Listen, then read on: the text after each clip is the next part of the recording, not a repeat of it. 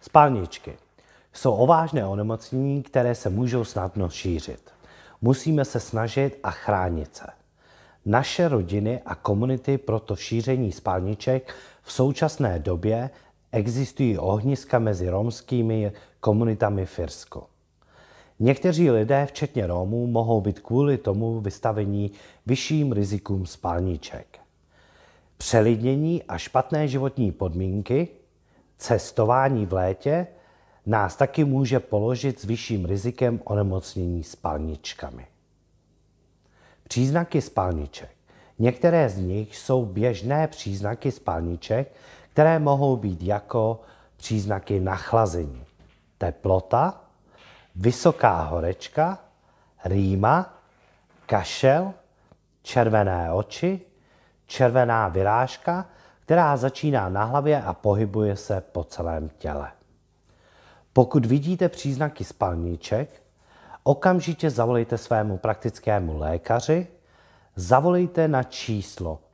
Můžete zavolat na Korju, na Národní romskou infolinku na číslo 087 126 4606 a promluvte si se sestrou. Zůstaňte doma a zastavte návštěvníky. Nechoďte do emergency, do nemocnice, pokud vám to není doporučeno, protože můžete šířit spalničky. Chraňte se před spalničkami, předcházejte spalničkami pomocí MMR vakcíny pro vás a vaše děti. Vakcína funguje a je bezpečná. Miminkům bude vakcína MMR nabídnutá ve 12 měsících a znovu ve 4 až 5 letech věku.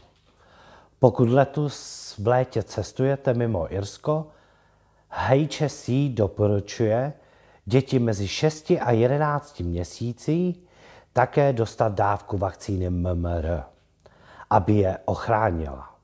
Pokud jste zameškali MMR vakcíny, nikdy není pozdě to dotáhnout. Chcete-li získat vakcínu zdarma, zavolejte svému praktickému lékaři. Informace o bezplatných očkovacích poradnách získáte na čísle. Můžete zavolat na Korju, na Národní romskou infolinku na číslo 087 126 4606.